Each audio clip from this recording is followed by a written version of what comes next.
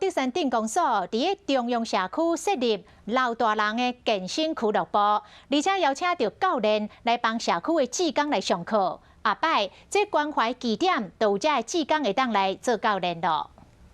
健身运动即马正时行，专业教练甲各社区的志工未来就使应用伫关怀站的课程，这就是德山镇中央社区的老大人健身俱乐部。 虽然点是在这边，可是我们是全镇的65岁以上的长者都欢迎来使用。邀请到厂商的这个教练来指导我们的种子教师如何正确的指导长辈使用这些健身器材。 年岁若愈侪，老大人的体力甲身体机能拢会渐渐流失，所以讲，伫俱乐部就针对老大人来设计比较较轻巧的健身动作。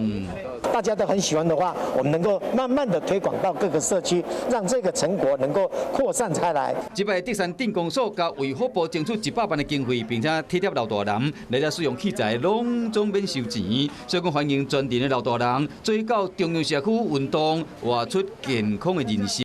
Hello， 大家好，我是乃瑜，要教给大家2个任务。第一个，华视新闻的脸书专页，你按赞了吗？